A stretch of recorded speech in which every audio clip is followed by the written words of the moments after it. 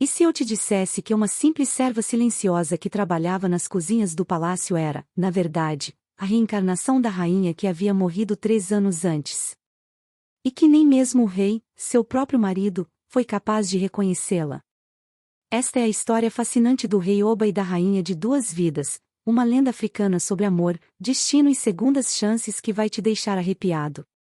Antes de começarmos essa jornada incrível, me conta aqui nos comentários, de que cidade você está assistindo? E se você ainda não é inscrito no canal Histórias da ONE, aperta esse botão vermelho aqui embaixo e ativa o sininho das notificações para não perder nenhuma história emocionante como essa. Agora sim, vamos descobrir como tudo começou. No vasto reino de If, onde as colinas vermelhas se encontravam com o céu infinito, o rei Obadei governava com sabedoria herdada de seus ancestrais. Seu palácio, construído com barro sagrado e decorado com os mais belos panos adinkra, era o coração pulsante de um povo próspero. Mas havia 3 anos que aquele coração sangrava uma dor inconsolável. A rainha Aduke, sua amada esposa, havia partido para o mundo dos ancestrais durante um parto que deveria trazer alegria, mas trouxe apenas luto. Aduke não era apenas bela como a lua cheia sobre o rio. Ela possuía uma sabedoria que transcendia sua juventude. Quando falava nos conselhos do reino, até os mais velhos anciãos silenciavam para ouvir. Suas palavras eram como sementes plantadas em solo fértil, sempre germinando soluções para os conflitos mais complexos. O povo a chamava de Iava, nossa mãe, pois ela tratava cada súdito como filho de seu próprio ventre. O rei Adei havia se tornado uma sombra de si mesmo após sua morte. Seus olhos, antes brilhantes como pedras de âmbar, agora pareciam poços secos no deserto. Ele ainda governava com justiça, mas a alegria havia abandonado seu espírito. Os griots cantavam canções melancólicas sobre o amor eterno entre o Oba e sua rainha, histórias que faziam até as crianças chorarem junto às fogueiras noturnas. Durante os rituais fúnebres, que duraram 40 dias e 40 noites, os sacerdotes do oráculo Ifá fizeram previsões enigmáticas. O sacerdote mais velho, Babá Rumila, com seus búzios sagrados esparramados sobre a esteira cerimonial, declarou que o espírito de Aduke não havia cruzado completamente para o Ram, o mundo espiritual. Ela deixou algo inacabado, murmurou ele, seus olhos brancos revirados enquanto entrava em transe. O destino tecerá novamente os fios que foram cortados antes do tempo. Ninguém compreendeu completamente aquelas palavras. Os anciãos interpretaram como uma mensagem de consolo, dizendo que o espírito da rainha continuaria protegendo o reino. Mas havia algo mais profundo naquela profecia, algo que o próprio tempo precisaria revelar. O rei mandou fazer oferendas generosas aos orixás, sacrificando carneiros brancos e derramando mel sobre as raízes da árvore Iroko sagrada que crescia no centro do palácio, esperando que isso trouxesse paz ao espírito de sua amada. Os meses se transformaram em anos, e o reino de If continuou sua jornada. As chuvas vieram e foram, as colheitas foram abundantes, as crianças nasceram e os velhos partiram. Mas no coração do palácio, havia um vazio que nenhum conselheiro, nenhum sacerdote, nenhuma festividade conseguia preencher. O rei Adei recusava-se a tomar outra esposa, apesar das súplicas dos anciãos que lembravam da necessidade de herdeiros para o trono. Meu coração foi enterrado com Aduke, dizia ele, encerrando qualquer conversa sobre o assunto. Foi numa manhã nebulosa, quando o Harmattan soprava do norte trazendo areia vermelha do deserto, que ela apareceu nos portões do palácio. Era uma jovem mulher, não mais que 20 anos, envolta em panos simples e rasgados, coberta pela poeira da estrada. Seus pés descalços sangravam, evidenciando uma longa jornada. Ela não falava, apenas gesticulava, apontando para a boca e balançando a cabeça, era muda. Os guardas do palácio, homens robustos com lanças decoradas com pelos de elefante, inicialmente quiseram mandá-la embora. Muitos viajantes chegavam pedindo favores ao rei, e era a política do palácio direcionar os necessitados aos chefes de suas próprias aldeias. Mas havia algo naquela mulher que fez o capitão da guarda, Gbnd, hesitar. Talvez fossem seus olhos, profundos, escuros como a noite sem lua, mas preenchidos com uma dignidade que contrastava com sua aparência miserável. De onde você vem? Perguntou Adé. A mulher apenas apontou vagamente para o leste, para as terras além das montanhas. Qual é seu nome? Ela tocou o peito e depois fez um movimento gracioso com as mãos, como se estivesse dançando. Ade franziu a testa, confuso, mas seu coração foi tocado por compaixão. Espere aqui, disse ele, e foi consultar a chefe das servas do palácio, Ia-Agba. Ia-Agba era uma mulher de 60 anos, com cabelos completamente brancos trançados em padrões elaborados. Ela havia servido no palácio desde menina e conhecia cada pedra, cada tradição, cada segredo das paredes antigas. Quando viu a jovem mulher silenciosa, algo se mexeu em seu peito, uma sensação estranha, como se reconhecesse alguém que nunca havia visto antes. Traga-a, ordenou, surpreendendo até a si mesma com a decisão rápida. A jovem foi levada aos aposentos das servas, onde foi banhada, alimentada e vestida com panos limpos da cor do índigo. Quando a limparam, descobriram que sob a sujeira da estrada havia uma beleza incomum. Sua pele era lisa como ébano polido, seus traços delicados mas fortes. Mas o mais intrigante eram suas mãos, longas, elegantes, as mãos de alguém que nunca havia trabalhado nos campos. E havia uma marca de nascença em seu ombro direito, uma marca que parecia uma lua crescente. Ia-Agba decidiu chamá-la de Titilai, eternamente felicidade, um nome cheio de esperança para alguém que havia chegado em silêncio. A jovem aceitou o nome com um sorriso que iluminou seu rosto inteiro, transformando-a naquele sorriso, por um breve momento, Ia-Agba sentiu um arrepio percorrer sua espinha. Aquele sorriso, ela o havia visto antes, mas onde?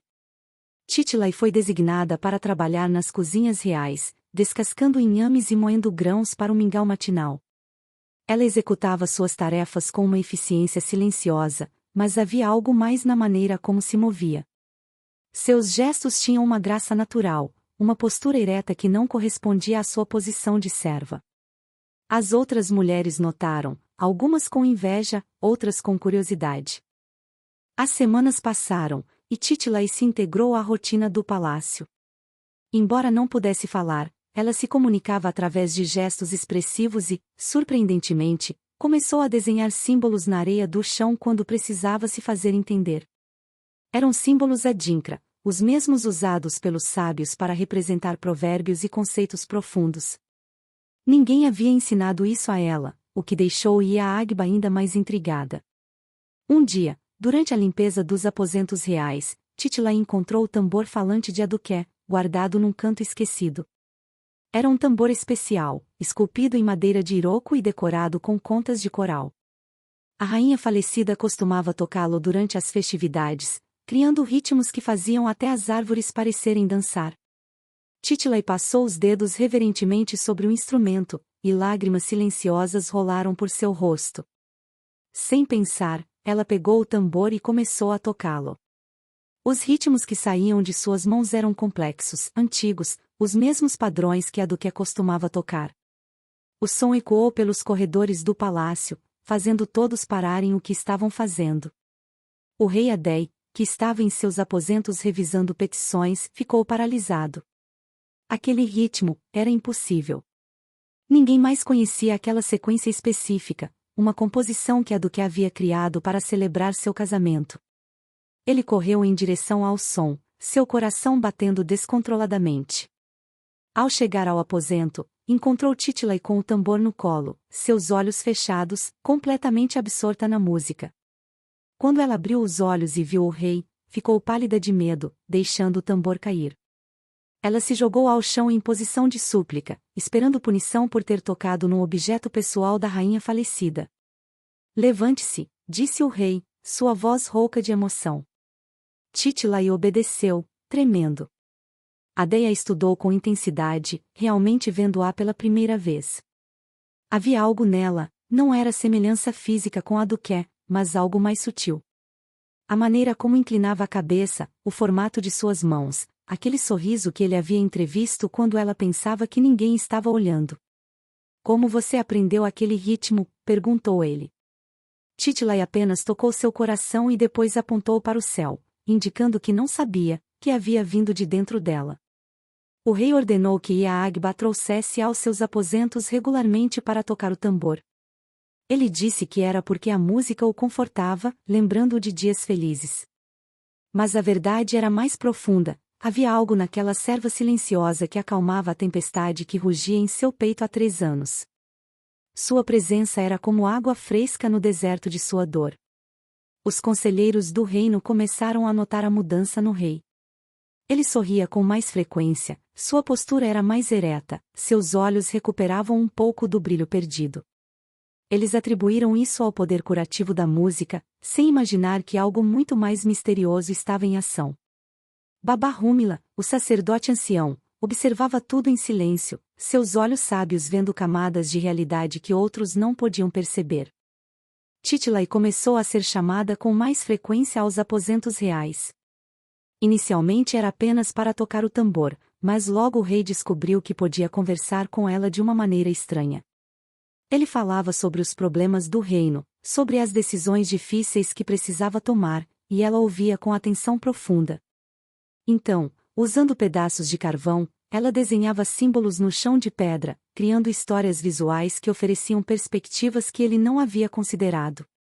Numa ocasião, 2 aldeias do reino estavam em conflito sobre os direitos de pesca num rio que fazia fronteira entre suas terras. Os anciãos haviam debatido por semanas sem chegar a consenso. O rei estava frustrado, considerando simplesmente dividir o rio ao meio, embora soubesse que isso não resolveria a raiz do problema. Naquela noite, ele mencionou o dilema a Titilai enquanto ela tocava suavemente o tambor. Ela parou de tocar, pegou seu carvão e desenhou uma imagem elaborada no chão. Mostrou o rio não como uma linha divisória, mas como um círculo. O que estava em cima numa estação estava embaixo na outra. Então desenhou as 2 aldeias trabalhando juntas, não dividindo o rio, mas alternando os direitos de pesca com as estações. Mais ainda, desenhou-as compartilhando a colheita do rio, metade para cada uma, independentemente de quem pescasse. Assim, ambas teriam interesse no sucesso uma da outra. O rei olhou para aquele desenho simples e viu nele uma sabedoria profunda. Era exatamente o tipo de solução que a Duque teria sugerido, criativa, justa, transformando adversários em parceiros. Você tem a mente de uma rainha, disse ele sem pensar, e imediatamente ficou em silêncio, surpreso com suas próprias palavras.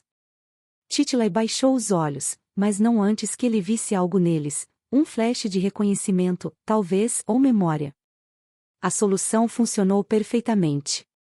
As aldeias aceitaram a proposta com entusiasmo, e logo estavam colaborando não apenas na pesca, mas em outros aspectos também.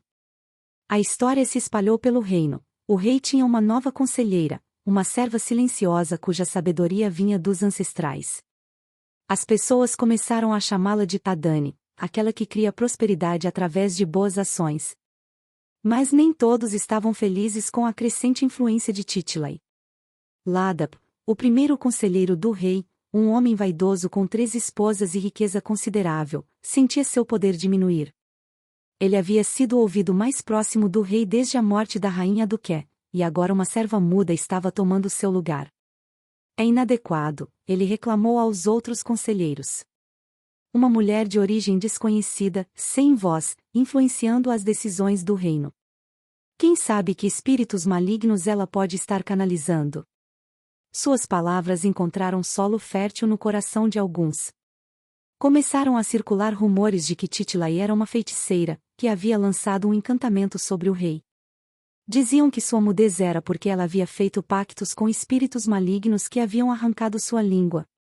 E a Agba, ferozmente protetora da jovem que havia acolhido, defendia-a contra esses rumores, mas até ela começou a questionar quem era realmente aquela moça, e de onde havia vindo. As noites no palácio começaram a ficar estranhas.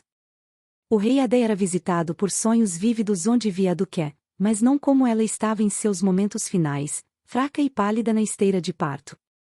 Nestes sonhos, ela estava vibrante, radiante, e sempre dizia a mesma coisa: eu voltei, meu amado. Mas você precisa ver com os olhos do coração, não com os da carne. Ele acordava coberto de suor, confuso e perturbado. Titilai também tinha sonhos. Ela sonhava com uma vida que não era dela, ou era.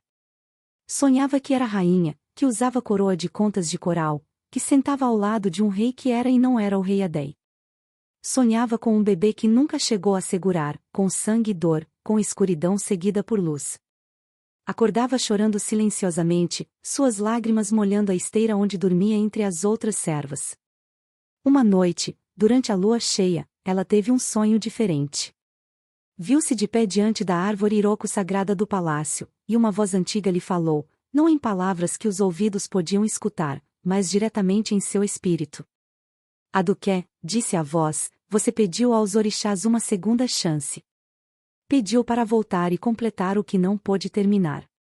Eles concederam, mas com condições. Você retornou sem memória completa, sem sua voz de antes, em corpo novo. Você deve reconquistar seu lugar não através do que foi, mas através do que é agora. Ela acordou e, pela primeira vez desde que chegará ao palácio, algo se clareou em sua mente. Fragmentos de memória começaram a se juntar como pedaços de uma cabaça quebrada sendo colados novamente. Ela se lembrou de morrer, de sentir sua força vital escapar enquanto as parteiras gritavam. Lembrou de uma decisão no limiar entre os mundos, voltar ou seguir. Lembrou de escolher voltar, mas não como fantasma, como ser de carne e osso novamente. Baba Rumila, o sacerdote ancião, também teve uma visão naquela noite de lua cheia. Os orixás lhe mostraram a verdade em símbolos claros, a serva silenciosa era o espírito da rainha retornado. Mas ele foi advertido para não revelar isso diretamente.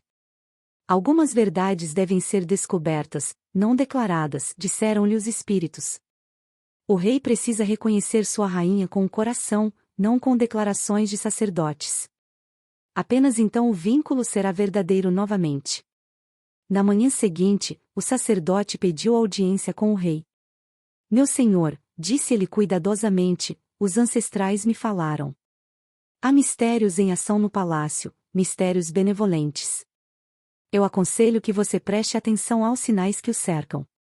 Nem tudo é o que parece, e às vezes os maiores presentes vêm disfarçados em pacotes simples. O rei franziu a testa, não entendendo completamente, mas as palavras do sacerdote plantaram uma semente de questionamento em sua mente. Naquela tarde, quando Titilai veio tocar o tambor, o rei a observou diferentemente. Realmente a observou. Viu como ela inclinava a cabeça da mesma forma que a do que fazia quando estava pensativa. Viu como seus dedos dançavam sobre o tambor com o mesmo ritmo que havia conhecido tão intimamente. Viu como ela sorria para as crianças do palácio com a mesma ternura que sua rainha havia mostrado. Seria possível. Não, era loucura pensar assim. Ou seria? Ladab, o conselheiro invejoso, decidiu que era hora de expor Titilai como fraude. Ele conspirou com outros descontentes e planejou um teste público. Durante o próximo conselho do reino, ele apresentaria um problema complexo que requeria não apenas sabedoria, mas conhecimento específico das leis e tradições de If. Vamos ver se essa serva muda tem respostas quando confrontada publicamente, ele riu para seus cúmplices. O dia do conselho chegou. A sala estava cheia de chefes de aldeias, anciãos e nobres. O rei Adei sentava-se em seu trono de madeira entalhada, com Titilai sentada num banquinho pequeno a seu lado direito, uma posição que causava murmúrios de desaprovação entre alguns presentes. Ladab se levantou, sua voz cheia de falsa humildade. Meu rei, com todo respeito, trago um caso que tem dividido minha própria aldeia. Se a sábia Titilai puder nos iluminar, ficarei eternamente grato. Ele apresentou um cenário deliberadamente complicado envolvendo herança, direitos matrimoniais e lei tradicional, questões que levavam anos de estudo para compreender plenamente. O salão ficou em silêncio, todos os olhos virando-se para a serva silenciosa. Ela poderia saber como responder? Mesmo com seus desenhos e gestos, como poderia comunicar algo tão complexo? Titilai ficou de pé. Seus olhos encontraram os de Ladab, e ele viu neles não medo, mas uma força tranquila que o fez recuar internamente.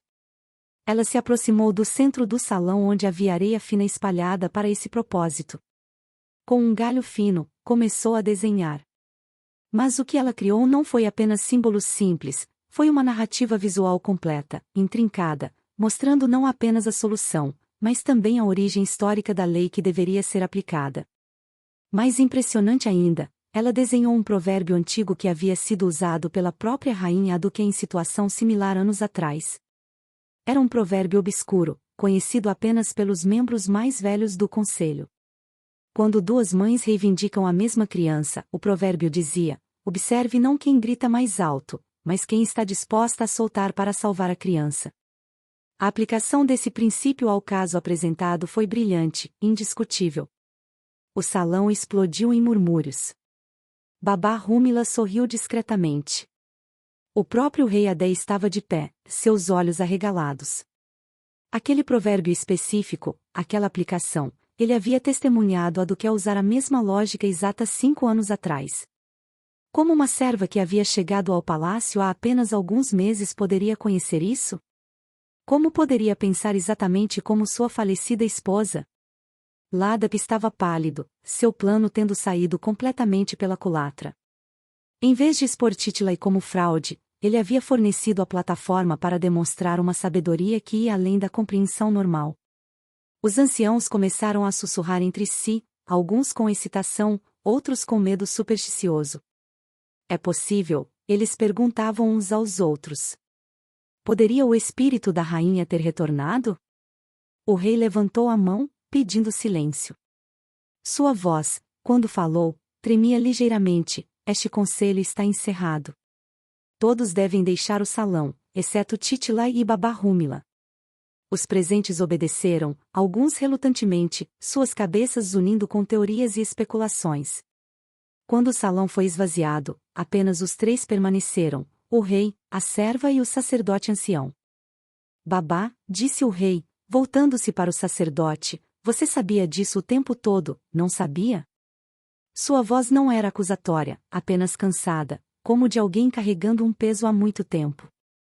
O velho sacerdote assentiu lentamente. Eu tive visões, meu senhor. Mas os orixás me ordenaram não falar. Algumas verdades devem germinar no coração antes que possam florescer na mente. O rei se aproximou de Titilai, que estava de pé, imóvel, lágrimas silenciosas correndo por seu rosto. Ele estendeu a mão e gentilmente tocou a marca em formato de lua crescente em seu ombro, a mesma marca que a Aduque tinha no mesmo lugar exato. Eu vi essa marca quando você chegou, ele sussurrou. Mas convenci-me de que era coincidência. Vi como você sorri, como move suas mãos, como pensa. Vi você tocar o tambor como apenas uma pessoa no mundo sabia tocar. E ainda assim, recusei-me a acreditar porque parecia impossível demais, doloroso demais esperar. Titilai caiu de joelhos, soluçando sem som. Adé ajoelhou-se ao lado dela.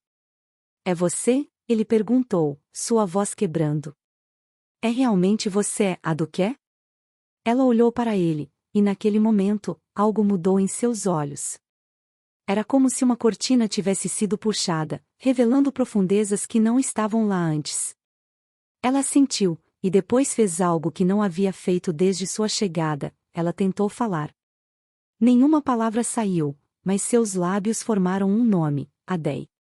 E embora nenhum som tivesse sido produzido, ele leu aquele nome em seus lábios, o nome que apenas ela costumava dizer de uma maneira particular, com uma ternura que fazia seu nome soar como música. Era ela. Contra toda lógica, contra tudo que ele pensava ser possível, era realmente ela. Babá Rúmila começou a explicar: quando a rainha Aduque morreu, seu espírito não estava pronto para partir. Ela tinha tarefas inacabadas, amor não completamente expresso, um destino interrompido. Ela suplicou aos orixás por uma segunda chance. E Enja, a mãe de todos, e a deusa do amor, ouviram suas preces. Elas concederam algo raro, um renascimento não na próxima geração, mas nesta, em corpo adulto, mas sem as memórias completas de sua vida anterior. Ela teve que ganhar seu lugar novamente, continuou o sacerdote, não através do reconhecimento de quem ela foi, mas através da demonstração de quem ela é. Os orixás são sábios. Eles sabiam que se ela simplesmente retornasse com todas as memórias e reivindicasse seu lugar, não haveria crescimento, não haveria teste. Ela precisava provar que seu espírito, sua essência, permanecia o mesmo, independentemente da forma externa ou circunstâncias. O rei olhou para Titila com admiração renovada. Você passou por tudo isso? Chegou como serva, foi tratada como inferior, trabalhou nas cozinhas, e nunca revelou. Ela assentiu, e através de gestos, fez-se entender, ela não poderia ter revelado mesmo se quisesse. Suas memórias completas haviam retornado gradualmente, e sua voz física, havia sido o preço de sua reencarnação. Ela poderia falar novamente apenas quando seu verdadeiro lugar fosse restaurado, não por reivindicação, mas por reconhecimento. A notícia se espalhou pelo reino como fogo em savana seca. A serva silenciosa era a rainha Aduke reencarnada. Alguns receberam a notícia com alegria, vendo nela a confirmação de que os ancestrais e orixás ainda se importavam com If. Outros eram céticos, suspeitando de algum truque elaborado. Mas quando o rei Adai convocou uma grande assembleia e apresentou as evidências, a marca de nascença, o conhecimento específico, a sabedoria idêntica, os ritmos secretos do tambor, até os céticos tiveram que admitir que algo extraordinário havia ocorrido. Baba Rumila conduziu uma cerimônia especial de reconhecimento. Não era um novo casamento, ele explicou, mas uma restauração. O espírito era o mesmo, apenas o recipiente era novo. Durante 7 dias e 7 noites, rituais foram realizados. Oferendas foram feitas a Yenja Yun, agradecendo-as por sua misericórdia. Carneiros foram sacrificados, mel foi derramado, canções antigas foram cantadas. Na 7ª noite, algo milagroso aconteceu. Titila estava de pé sob a árvore Iroko sagrada, cercada por sacerdotes que cantavam e tocavam tambores. A lua cheia brilhava diretamente sobre ela, iluminando-a como se fosse dia. De repente, ela sentiu algo se soltar em sua garganta, não fisicamente, mas espiritualmente. Ela abriu a boca e, pela primeira vez desde sua chegada ao palácio, pela primeira vez nesta nova vida, um som emergiu. Adei, ela disse, e sua voz era diferente da que tinha antes, mais jovem, mais suave, mas a entonação, a ternura, era inconfundivelmente dela. O reino inteiro, pareceu, suspirou em uníssono. Os céticos finais foram convertidos. Os orixás haviam falado, e sua vontade era clara. O rei Adei a abraçou, e eles choraram juntos, lágrimas de perda pela vida interrompida, mas também lágrimas de alegria pela segunda chance que lhes havia sido concedida. Você passou por tanto, ele sussurrou. Foi humilhada, testada. E através disso, ela respondeu, sua voz ainda fraca mas crescendo mais forte a cada palavra, aprendi o que significa verdadeiramente ser rainha.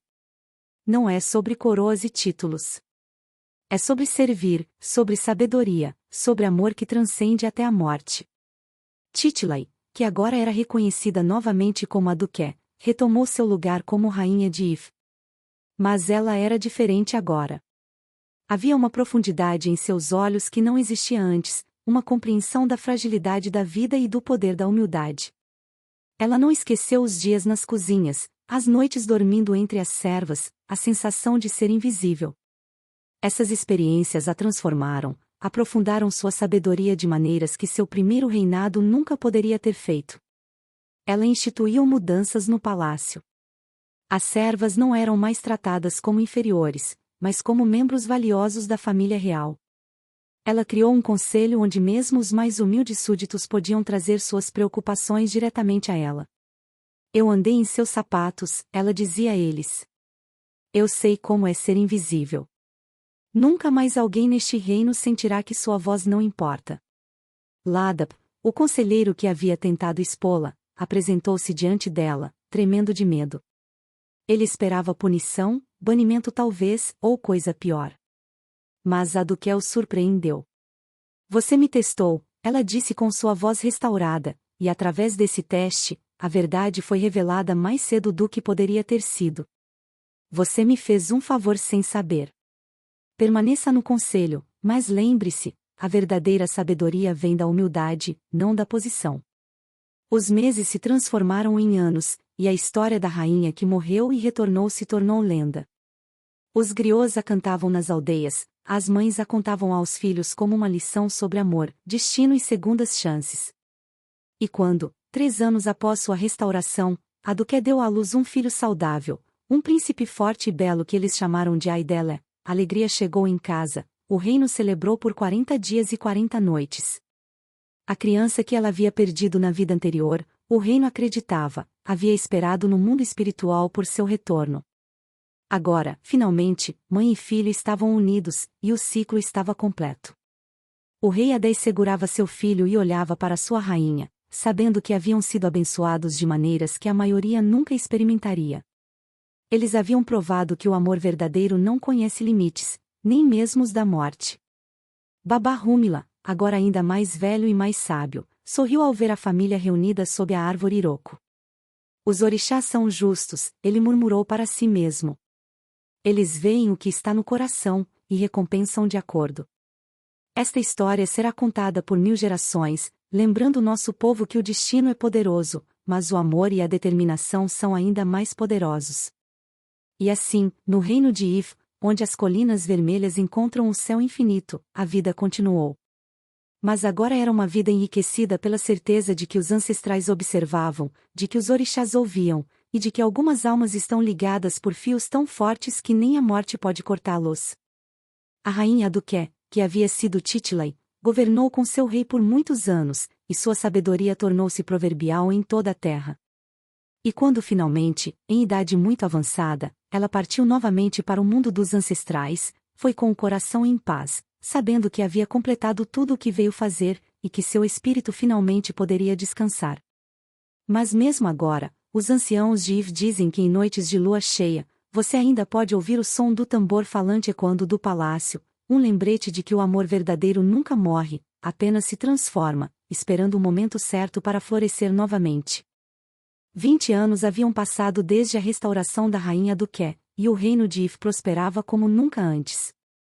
O príncipe Aidele havia crescido forte e sábio, mas era a princesa Titilai, sim, eles haviam dado o nome de sua segunda vida à filha que nasceu 2 anos após o príncipe, quem mais carregava a essência única de sua mãe. A menina tinha nos olhos aquela mesma profundidade que vinha de compreender ambos os lados da existência, o poder e a humildade. A rainha Aduke havia estabelecido uma tradição que intrigava reinos vizinhos e atraía visitantes de terras distantes. Uma vez por mês, durante 3 dias, ela deixava o palácio e todas as suas insígnias reais para trás. Vestia-se com panos simples e ia trabalhar entre o povo, nos campos de inhame, nas feiras, ajudando parteiras a trazer novas vidas ao mundo, sentando-se com os anciãos nas aldeias mais remotas para ouvir suas histórias e preocupações. Minha rainha, os conselheiros protestavam sempre, especialmente nos primeiros anos, isso não é digno de sua posição. Você já provou seu ponto. Não precisa mais descer ao nível de... Não é descer, ela os interrompia com firmeza, mas gentileza. É lembrar.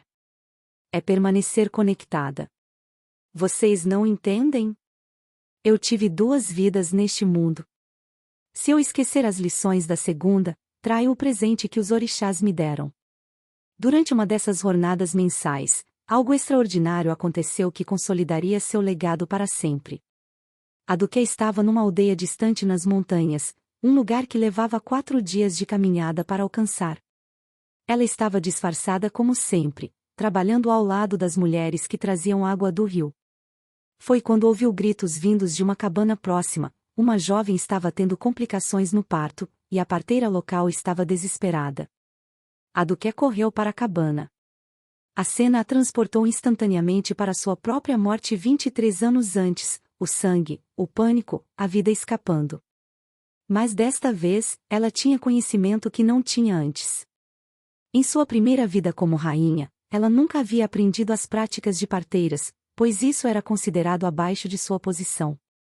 Mas em sua segunda vida como Titilai, enquanto serva, ela havia passado tempo com as curandeiras do palácio, absorvendo o conhecimento que agora poderia salvar vidas. Traga-me água fervida, panos limpos e a erva veacoco, ela ordenou com autoridade que fez todos pararem e obedecerem instintivamente.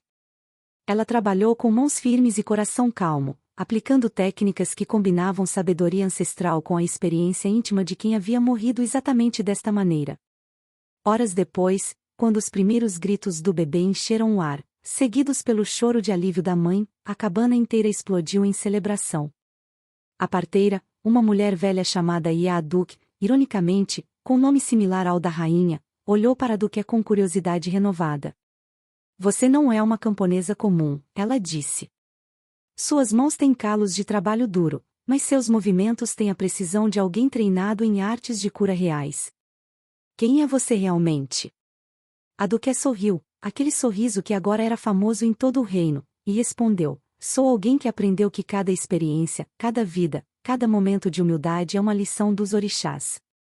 Quando finalmente revelou sua identidade, algo que ela sempre fazia no final de suas jornadas mensais, a aldeia ficou em choque reverente. A história se espalhou, a rainha não apenas falava sobre humildade, ela a vivia. Ela não apenas aconselhava sobre compaixão, ela a praticava. E mais importante, ela usava o conhecimento de suas duas vidas não para a glória pessoal, mas para servir seu povo de maneiras que nenhum governante havia feito antes. Esta jornada particular teve consequências ainda mais profundas. A jovem mãe que a Duque havia salvo nomeou sua filha em homenagem à rainha, e essa criança cresceria para se tornar a primeira de uma nova tradição em If, a Ordem das Duas Vidas, um grupo de mulheres nobres que voluntariamente passavam anos vivendo entre o povo comum antes de assumir suas posições de liderança. Para governar com sabedoria, dizia o juramento da Ordem, primeiro devemos caminhar nos sapatos daqueles que governamos. De volta ao palácio, o rei Adé, agora com cabelos grisalhos mas ainda forte, observava sua esposa com admiração que apenas crescia com os anos. Você transformou uma tragédia pessoal em sabedoria nacional, ele disse uma noite, enquanto se sentavam juntos sob a árvore Iroko, o mesmo lugar onde tantos momentos cruciais haviam ocorrido. Os reinos vizinhos enviam seus futuros líderes aqui não para aprender nossas táticas militares, mas para estudar nossa filosofia de liderança servidora. A Duque apoiou a cabeça no ombro dele. Eu morri cheia de arrependimentos, meu amor. Arrependimento sobre o que não havia feito, as pessoas que não havia alcançado, a compreensão que não havia ganho. Os orixás me deram algo raro, a chance de corrigir esses arrependimentos. Mas o verdadeiro presente não foi apenas retornar. Foi retornar através do caminho da humildade, ver o reino pelos olhos dos invisíveis, dos não ouvidos, dos esquecidos. Babá Rúmila, agora extremamente idoso e raramente deixando seus aposentos, pediu para ver a rainha. Quando ela chegou, ele estava sentado cercado por seus búzios sagrados e símbolos Ifá. Minha rainha, ele disse com voz trêmula mas clara, minha tarefa neste mundo está quase completa. Mas antes de juntar-me aos ancestrais, os orixás me deram uma mensagem final para você. Ela se ajoelhou ao lado dele, segurando suas mãos enrugadas. Eles dizem que sua história se tornará lenda, e essa lenda viajará além das montanhas, além dos oceanos, através dos séculos. Pessoas que ainda não nasceram contarão sobre a Rainha de Duas Vidas, não apenas como um conto de amor e reencarnação, mas como um ensinamento sobre transformação, humildade e liderança verdadeira. Lágrimas rolaram pelo rosto de Aduqué. E a lição, babá? Qual é a lição que eles devem levar? O velho sacerdote sorriu, seus olhos brancos parecendo ver dimensões além da visão normal. Que cada fim pode ser um começo. Que a verdadeira realeza não está em coroas, mas em caráter. Que às vezes precisamos perder tudo para encontrar o que realmente importa. E que os orixás sempre estão ouvindo, não apenas nossas palavras, mas o clamor silencioso de nossos corações. Naquela noite, Babá Rúmila partiu pacificamente em seu sono, um sorriso em seu rosto. O reino lamentou a perda de seu sábio sacerdote, mas também celebrou sua vida extraordinária. Durante os rituais funerários, foi a rainha Aduqué quem tocou o tambor falante, criando ritmos que pareciam construir pontes entre o mundo dos vivos e o dos ancestrais.